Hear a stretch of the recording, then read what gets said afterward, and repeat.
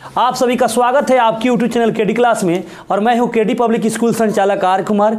और आज हम आपको पढ़ाएंगे भूगोल से, क्लास 10 के भूगोल से हम लोग लिए हुए हैं प्रथम पाठ को, संसाधन को। और संसाधन के जितने भी ऑब्जेक्टिव क्वेश्चन है, साथ में सब्जेक्टिव क्वेश्चन है, उन सभी सब्जेक्टिव महत्वपूर्ण सब्जेक्टिव क्वेश्चन को लेकर हम लोग चलेंगे। अगर आपके पास थोड़ी सी समय है तो अगर इस वीडियो को देखते हैं और आप 10 क्लास की परीक्षा की तैयारी करते हैं तो इस वीडियो से आपको पूरी तरह से इस चैप्टर से सारी सब्जेक्टिव और ऑब्जेक्टिव क्वेश्चन तैयारी हो जाएगी। ये मेरी पूरी गारंटी है। चलिए देखा जाए। संसाधन पहले है, संसाधन चैप्टर का ही नाम है संसाधन। तो संसाधन किसे कहते हैं? आपके भी मन में चलता होगा कि संसाधन किसे कहते हैं। तो संसाधन वे सारी वस्तुएं जो मानवीय आवश्यकताओं को पूर्ति कराती है उसे संसाधन कहा जाता है। जैसे ये यहाँ पे हम लोग इस स्केच से लिख रहे हैं, ये बोर्ड हमारी है, ये फैन है, ये लाइट है, ये घर है, ये ईंट है, ये मिट्टी है, ये सभी संसाधन है। संसाधन कुछ संसाधनें हैं जो दिखाई भी देती है, कुछ नहीं भी दिखाई देती है। जैसे कि आप लोहा का उपयोग करते हैं तो लोहा के लिए आप क्या करते हैं कि खनिज संपदा का उपयोग करके तब लोहा बनाते हैं, तब जाकर उपयोग करते हैं। ऐसा तो नहीं है कि आप डायरेक्ट लोहा का उपयोग करते हैं। तो संसाधन की परिभाषा आप जान गए होंगे। और संसाधन 2 प्रकार के होते हैं मुख्य रूप से। कौन से? भौतिक संसाधन और जैविक संसाधन। कौन से? भौतिक संसाधन और जैविक संसाधन। ये धरती पर 2 ही प्रकार के संसाधन हैं। जैसे धरती ही नहीं, ये वायुमंड ब्रह्मांड ले लीजिए, नहीं सभी जगह को देख लीजिएगा तो आपको संसाधन 2 ही प्रकार की दिखाई देगी। एक होगा जो मृत होगा, दूसरा होगा सजीव होगा। इसी को सजीव और निर्जीव दोनों को बांटा गया है भौतिक और जैविक संसाधन के रूप में। तो आप देख रहे होंगे कि भौतिक संसाधन एक में होता है भौतिक संसाधन और 2 में होता है जैविक संसाधन। भौतिक संसाधन के अंतर्गत आता है भूमि, मृदा, जल और खनिज।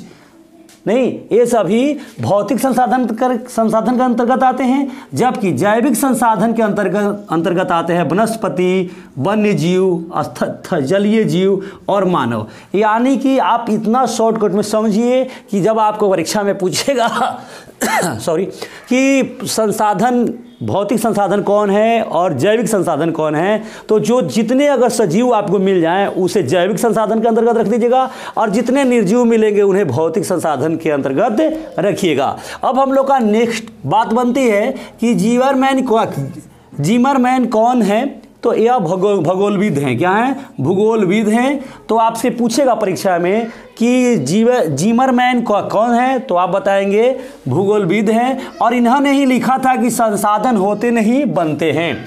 आपसे परीक्षा में पूछेगा कि संसाधन होते नहीं बनते हैं, यह किनका कथन है, तो आप बताइएगा कि जिमरमैन का यह कथन है। अब आइए नेक्स्ट पॉइंट पर आ जाए कि उत्पत्ति के आधार पर संसाधन कितने प्रकार के होते हैं। तो उत्पत्ति के आधार पर संसाधन 2 प्रकार के होते हैं। आपके परीक्षा में पूछेगा कि उत्पत्ति के आधार पर संसाधन कितने प्रकार के होते हैं? 2 प्रकार के, कि 3 प्रकार के, कि 4 प्रकार के, कि 1 प्रकार के? तो आप जवाब देंगे 2 प्रकार के होते हैं। नहीं, संसाधन उत्पत्ति के आधार पर संसाधन कितने प्रकार होते हैं? तो 2 प्रकार के। कौन कौन? तो जैव संसाधन और अजैव संसाधन। उत्पत्ति के आधार पर संसाधन कितने प्रकार होते हैं? तो 2 प्रकार के। कौन कौन? जैव संसाधन, दूसरा अजैव संसाधन। जैव संसाधन के अंतर्गत आता है मनुष्य, वनस्पति, पशुधन, प्राणी, पशु पंछी, ये सभी आ जाते हैं। जबकि अजैव संसाधन के अंतर्गत आता है चट्टान, धातु एवं खनिज। बात फिर वही तक आ गई जो हम लोगों ने भौतिक और जैविक संसाधन के बारे में पढ़े थे। सेम टू सेम बात यहाँ भी आ गई कि जैव संसाधन के अंतर्गत माने सजीवों को लिया गया और अजैव संसाधन के अंतर्गत निर्जीवों को लिया गया। जैसे कि आप जानते हैं चट्टान आपका निर्जीव है, धातु क्या है? निर्जीव है, खनिज क्या है? निर्जीव है। तो इन सभी को लिया गया अजैव संसाधन के अंतर्गत। आप ऐसे शॉर्टकट में जानिए ना कि जैव अजैव की बात जब आए, अजैव यानी नहीं जिंदा है उसे कहा गया है अजैव, है ना। और जैव जो जिंदा है उसके विपरीत समझ लीजिए। जैसे मनुष्य, वनस्पति, पशु पंछी, प्राणी, ये सभी क्या हैं? आपके जैव संसाधन है। और चट्टान, धातु, खनिज, लवण, ये सभी क्या है? अजैव संसाधन कहलाते हैं। उसके बाद में और भी पॉइंट है, जो उपयोगिता के आधार पर संसाधन कितने प्रकार के होते हैं, तो उपयोगिता के आधार पर संसाधन 2 प्रकार के होते हैं। कितने प्रकार के होते हैं? 2 प्रकार के इसके भी आधार पर होते हैं। उपयोगिता के भी आधार पर संसाधन 2 प्रकार के होते हैं। कौन कौन होते हैं? तो नवीकरणीय संसाधन और दूसरा अनवीकरणीय संसाधन। कौन कौन होते हैं? नवीकरणीय और अनवीकरणीय। अब नवीकरणीय संसाधन किसे कहते हैं, ये बातें हमारी मन में चलना चाहिए कि सर अनवीकरणीय संसाधन किसे कहते हैं। तो वैसी संसाधन, नवीकरणीय संसाधन की परिभाषा आप बताइएगा। वैसी संसाधन जिसकी खपत होने के बाद पुनः पूर्ति हो जाती है उसे नवीकरणीय संसाधन कहते हैं। जैसे सूरज है, वायु है, जल है, ये सभी नवीकरणीय संसाधन है। क्योंकि आप देखते होंगे कि सूरज की जो ऊर्जा है, जो प्रकाश हमारे पास पहुंचती है, वह अगर कितनों भी आप ले लीजिए तो क्या कम हो जाएगा? नहीं होगा, क्योंकि उसकी पुनः पूर्ति अपने आप वायुमंडल में हो जाती है। वायु है, अगर एक आदमी अगर सांस ले रहा है, अगर वहाँ 20 आदमी अगर खड़ा हो जाए सांस लेने लगे तो क्या कमी पड़ जाएगी? नहीं पड़ेगी। क्यों नहीं पड़ेगा? क्योंकि इसकी जितनी अगर आप यूज करेंगे उतनी इसकी पुनः पूर्ति खुद हो जाएगी। इसीलिए इसे नवीकरणीय संसाधन कहा गया। अब अनवीकरणीय संसाधन किसे कहते हैं? तो ये अभी भी आइए, बहुत महत्वपूर्ण है। नवीकरणीय संसाधन और अनवीकरणीय संसाधन नहीं, इसे आप लोग एकदम महत्वपूर्ण समझे और इसे एकदम याद रखें, है ना। जो जो महत्वपूर्ण होगा मैं उसे आपको इंडिकेट करते चलूँगा, बताते चलूँगा कि कौन महत्वपूर्ण है कौन नहीं है। तो आपको नवीकरणीय संसाधन और नवीकरणीय संसाधन को एकदम याद रखना होगा। तो अनवीकरणीय संसाधन किसे कहते हैं? वैसे संसाधन जिसकी खपत होने के बाद पुनः पूर्ति न हो सके, उसकी पूर्ति में हजारों लाखों वर्ष समय लग जाता है, उसे अनवीकरणीय संसाधन कहते हैं। जैसे कोयला, पेट्रोल, डीजल। आपसे परीक्षा में ऐसे भी पूछेगा कि बताइए निम्नलिखित में अनवीकरणीय संसाधन कौन सा है, तो दे दिया रहेगा वायु है कि जल है कि कोयला है कि कोई नहीं है, तो आप मारेंगे अनवीकरणीय संसाधन कोयला है। ये भी पूछ सकता है कि निम्नलिखित में नवीकरणीय संसाधन कौन सा है, 4 ऑप्शन दिया रहेगा और आपको मारना रहेगा। तो आप खूब बढ़िया से याद रखिएगा, कोयला, पेट्रोल, डीजल, मोबिल, ये सभी क्या है? अनवीकरणीय है। जबकि सूर्य, वायु, जल जिसकी पुनः पूर्ति हो जाती है उसे नवीकरणीय में रखा गया। जिसकी पुनः पूर्ति नहीं होती है, बहुत लंबा समय लगता है, उसे अनवीकरणीय के अंतर्गत रखा गया है। अब आइए स्वामित्व के आधार पर संसाधन कितने प्रकार के होते हैं। तो बस आपको मेरे दोस्तों याद रखना है कि स्वामित्व के आधार पर, स्वामित्व देखिए बहुत बड़ा है तो इसके भेद भी बहुत है। स्वामित्व के आधार पर संसाधन को 4 वर्गों में रखा गया है। एक में व्यक्तिगत संसाधन, दूसरा को सामुदायिक संसाधन, तीसरा को राष्ट्रीय संसाधन, चौथा को अंतर्राष्ट्रीय संसाधन कहा गया। और ये आपको बस याद रखना है कि स्वामित्व के आधार पर संसाधन कितने प्रकार के होते हैं? 4 प्रकार के होते हैं। ऐसे परीक्षा में पूछेगा स्वामित्व के आधार पर संसाधन कितने प्रकार होते हैं? 2 प्रकार के, 3 प्रकार के, 4 प्रकार के, तो आप मारेंगे 4 प्रकार के, ठीक है। और ये इतना महत्वपूर्ण है जितना नवीकरणीय और अनवीकरणीय आपके लिए महत्वपूर्ण है। चलिए दोस्तों, फिर से हम लोग एक बार रिकॉल कर लें कि संसाधन किसे कहते हैं। वे सभी वस्तुएं जो मानवीय आवश्यकताओं को पूर्ति कराते हैं उसे संसाधन कहते हैं। संसाधन कुछ दिखाई भी देने वाला होता है, कुछ नहीं भी दिखाई देने वाला होता है। ब्रह्मांड से लेकर पृथ्वी से लेकर आकाश पाताल सभी में संसाधन हमारे हो सकते हैं। उसका संसाधन को मुख्य रूप से 2 भागों में बांटा गया, भौतिक संसाधन, जैविक संसाधन। भौतिक संसाधन के अंतर्गत भूमि, मृदा, जल, खनिज यानी मृत को रखा गया और सजीवों को रखा गया जैविक संसाधन के अंतर्गत। उसके बाद में जीमर, ये आपको बताया गया है कि जिमरमैन कौन थे, तो आप बताएंगे भूगोलविद थे और उन्होंने बताया थे संसाधन होते नहीं बनते हैं। आपसे परीक्षा में पूछेगा संसाधन होते नहीं बनते हैं, या कथन किनका है? जिमरमैन का है, महात्मा गांधी का, सुभाष चंद्र बोस का है, पंडित जवाहरलाल नेहरू का। ऐसे ऑप्शन आपको दे देगा और आपको जवाब देना होगा कि नहीं ये जिमरमैन का है। उत्पत्ति के आधार पर संसाधन कितने प्रकार के होते हैं? तो उत्पत्ति के आधार पर संसाधन 2 प्रकार के होते हैं, जैव संसाधन और दूसरा अजैव संसाधन। जैव संसाधन के अंतर्गत सजीवों को रखा गया, अजैव संसाधन के अंतर्गत निर्जीवों को रखा गया। शॉर्टकट में आप इस समझ ही देखिए। उसके बाद उपयोगिता के आधार पर संसाधन, उपयोगिता यानी उपयोग किया जाता है, उसके आधार पर संसाधन कितने प्रकार में रखा गया? तो आप जवाब देंगे 2 वर्गों में रखा गया, एक नवीकरणीय संसाधन, दूसरा अनवीकरणीय संसाधन। नवीकरणीय संसाधन उसको कहा गया जिसकी पुनः पूर्ति उपयोग के बाद पुनः पूर्ति हो जाती थी, उसे नवीकरणीय कहा गया। और अनवीकरणीय उसे कहा गया जिसकी पुनः पूर्ति नहीं हो पाती है और पूर्ति होने में हजारों लाखों वर्ष समय लग जाते हैं, उसे अनवीकरणीय के अंतर्गत रखा गया, जैसे कोयला, पेट्रोल, डीजल।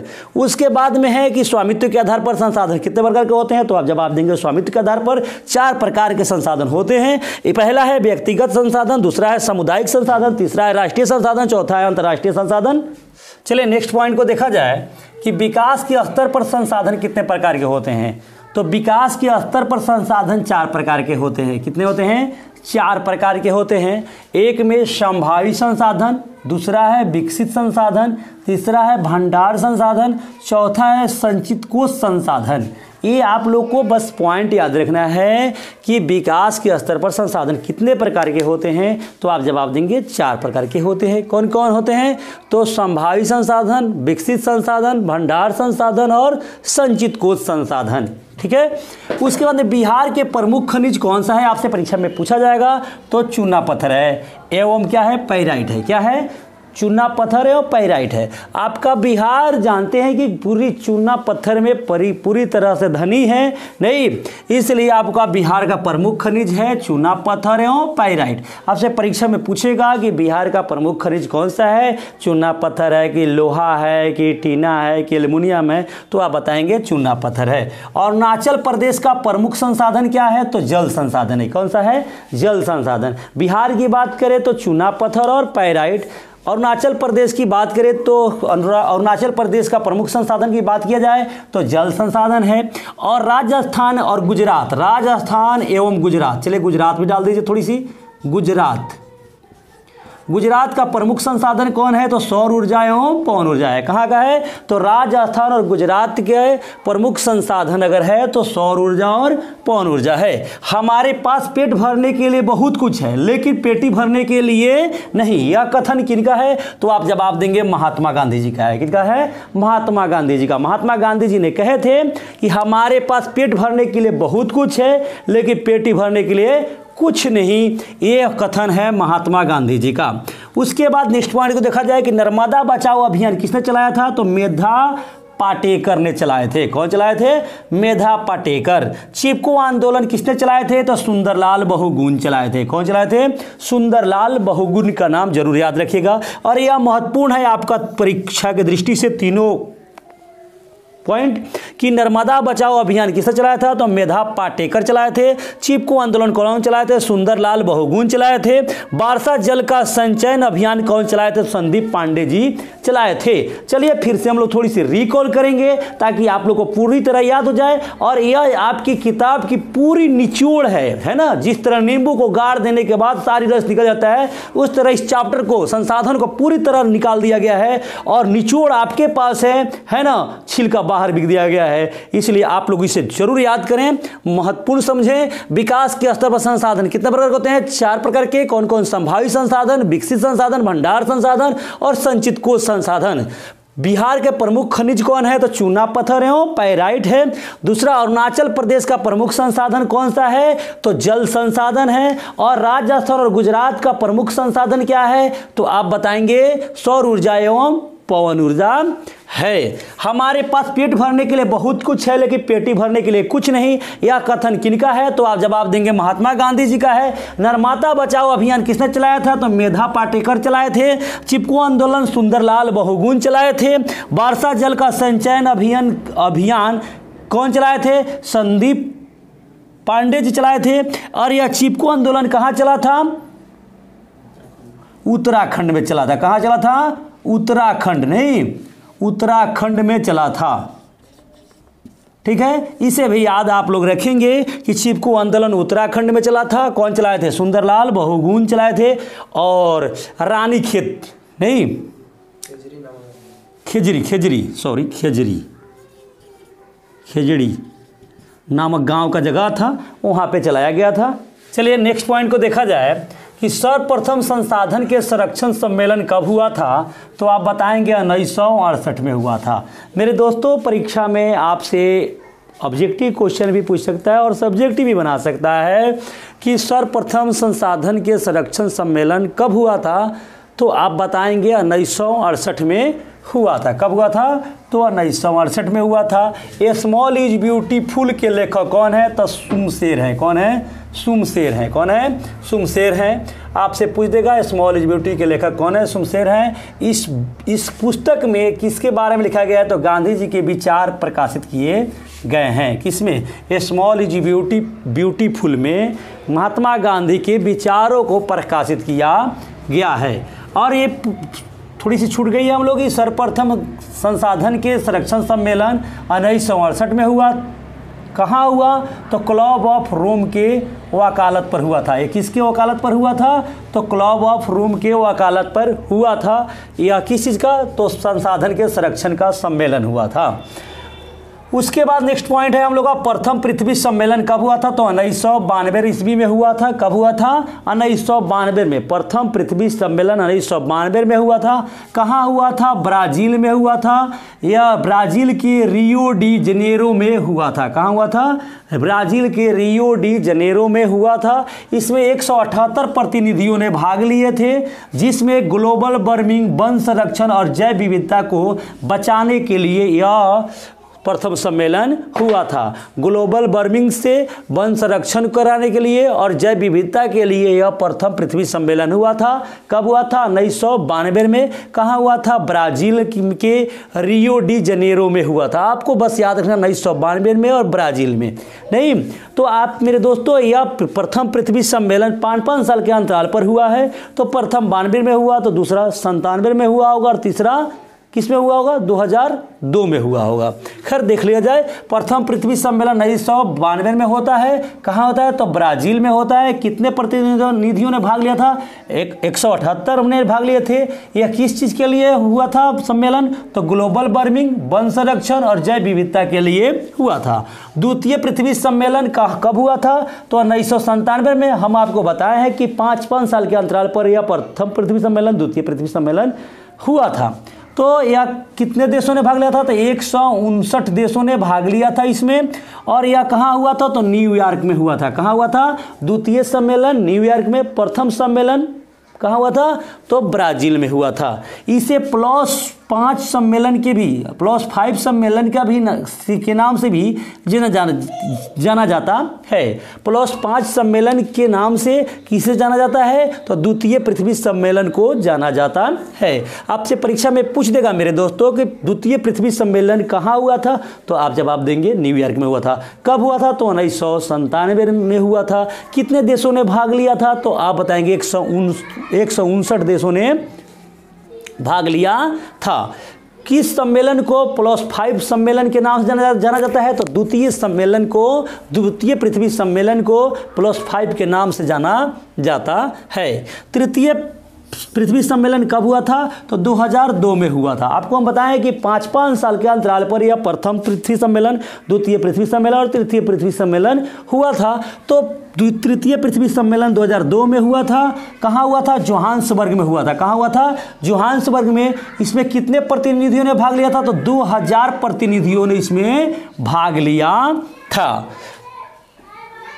उसके बाद है क्वाइटो सम्मेलन। क्वाइटो सम्मेलन और द्वितीय सम्मेलन से मैच करता है मेरे दोस्तों। ये सम्मेलन दोनों लमसम एक ही चीज़ों के लिए बना था, लेकिन इन सम्मेलन को आगे की ओर भगाया गया और क्वाइटो सम्मेलन, उसमें एक और सम्मेलन नाम रखा गया जिसका नाम हुआ क्वाइटो सम्मेलन। ये भी 1997 में होता है। द्वितीय पृथ्वी सम्मेलन भी 1997 में ही होता है। यह जापान के क्वाइटो में होता है। कहाँ होता है, जापान के क्वाइटो में होता है। इसमें भी 159 देश ने भाग लिए थे। कितने, 159 देशों ने भाग लिया था। और यह विश्व पर्यावरण सम्मेलन और ग्रीन हाउस सम्मेलन के नाम से भी जाना जाता है।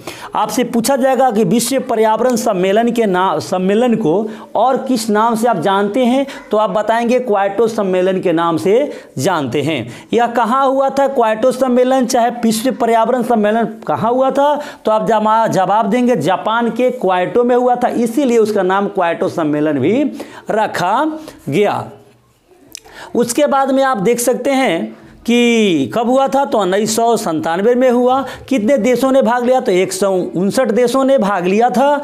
विश्व हाँ ये तो बता दिए हैं। उसके बाद पृथ्वी को ग्लोबल वार्मिंग से बचाने के लिए सम्मेलन हुआ था। आपसे सब्जेक्टिव क्वेश्चन पूछा जा सकता है कि क्योटो सम्मेलन क्यों हुआ था, तो आप बताएंगे पृथ्वी को ग्लोबल वार्मिंग से बचाने के लिए क्योटो सम्मेलन हुआ था, या विश्व पर्यावरण सम्मेलन हुआ था, या ग्रीन हाउस सम्मेलन हुआ था। और आप कहाँ हुआ था, तो आप जवाब दे सकते हैं जापान के क्योटो में हुआ था। चलिए मेरे दोस्तों थोड़ी सी रिकॉल करेंगे ताकि आप लोगों को पूरी तरह से याद हो जाए।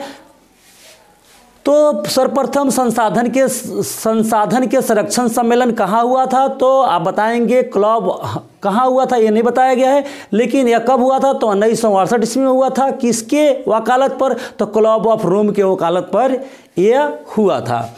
स्मॉल इज ब्यूटी के लेखक कौन है, सुमशेर जी हैं। और इसमें ये अपने पुस्तक में किस चीज़ को लिखे हैं, तो गांधी जी के विचारों को प्रकाशित किए हैं, यानी कि विचारों को लिखे हैं, है ना। प्रथम पृथ्वी सम्मेलन कब हुआ था, तो 1992 में हुआ था। कहाँ पे हुआ था, तो ब्राज़ील में हुआ था। ब्राज़ील के रियो डी जनेरो में, ये भी थोड़ा सा याद रखिएगा, रियो डी जनेरो में हुआ था। इसमें कितने प्रतिनिधियों ने भाग लिया था, तो 178 प्रतिनिधियों ने भाग लिया था।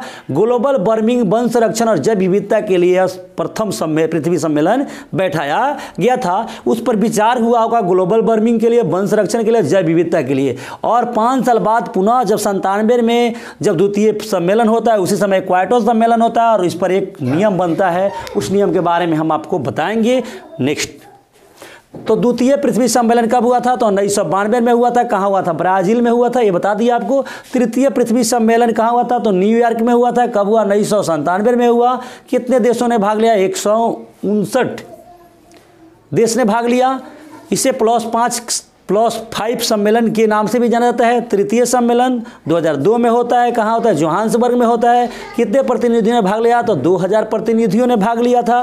क्योटो सम्मेलन 1997 में होता है। कहाँ पे होता है, जापान के क्योटो में होता है। कितने देशों ने भाग लिया था, 159 देशों ने भाग लिया था। इसे विश्व पर्यावरण सम्मेलन के नाम से भी जाना जाता है और ग्रीन हाउस सम्मेलन के नाम से भी जाना जाता है। पृथ्वी को ग्लोबल वार्मिंग से बचाने के लिए क्या हुआ था, क्योटो सम्मेलन हुआ था। पृथ्वी को ग्लोबल वार्मिंग से बचाने के लिए कौन सा सम्मेलन हुआ था, तो क्योटो सम्मेलन हुआ था। ऐसे तो आप बहुत सारे क्वेश्चन बना सकते हैं, एक क्वेश्चन से कई क्वेश्चन बन जाएगा आपका कि पृथ्वी को ग्लोबल वार्मिंग से बचाने के लिए कौन सा सम्मेलन हुआ था, तो क्योटो सम्मेलन हुआ था। क्योटो सम्मेलन कब हुआ था, कहाँ हुआ, 1997 में कहाँ हुआ था, ये सभी चीज़ें आप लोग, कितने देश शामिल हुए थे, ये सभी देख लेंगे। ग्लोबल वार्मिंग के लिए कौन सा गैस जिम्मेवार है, तो ग्लोबल वार्मिंग के लिए 6 गैस जिम्मेवार है। कितने गैस जिम्मेवार हैं, तो 6 गैस है ना। ये 6 गैस हैं जो जिम्मेवार हैं। वह कौन कौन से गैस है, तो CO2, methane, N2O, HFC, fluorocarbon और सल्फर हेक्साक्लोराइड है। आप इन 6 गैसों का नाम याद जरूर रखेंगे। आपसे परीक्षा में पूछ देगा कि ग्लोबल वार्मिंग के लिए कौन सा गैस जिम्मेवार नहीं है, जिसमें से 3 एक रहेगा, एक अदर को डाल देगा। अगर आप ये 6 को याद नहीं रखिएगा तो आप किसी को भी मार दीजिएगा और चले आइएगा, लेकिन गलती हो जाएगा आपका। लेकिन अगर आप 6 गैस का नाम याद रखते हैं तो कभी भी ग्लोबल वार्मिंग के लिए जिम्मेवार कौन कौन से गैस है आप सही मारेंगे। कौन नहीं है तो जो सही है उसको जो है उसे हटा देंगे, नहीं है उसको नहीं मारेंगे। तो इसके लिए CO2 कार्बन डाइऑक्साइड, मीथेन है, N2O, HFC, फ्लोरोकार्बन और सल्फर हेक्साक्लोराइड है। यूरोपीय संघ कितना प्रतिशत ग्रीन हाउस गैस का उत्सर्जन करते हैं, ग्रीन हाउस गैस का कितना प्रतिशत उत्सर्जन करते हैं यूरोपीय संघ, तो 8%, सबसे अधिक यही करता है। अमेरिका है वह 7% करता है। कितना प्रतिशत, 7%। जापान है 6%, अमेरिका है 7%, यूरोपीय संघ है 8%। आपसे परीक्षा में पूछ दे कि पूरे विश्व में कौन सबसे अधिक global warming green house gas का उत्सर्जन करता है, तो आप बताइएगा यूरोपीय संघ। अमेरिका कितना प्रतिशत ग्रीन हाउस गैस का उत्सर्जन करता है, तो 7%। जापान कितना करता है, तो 6%। इस प्रकार आप पूरी निचोड़ आपको इस किताब में रखा हुआ है, किताब में नहीं सॉरी, इस वीडियो में बनाया गया है।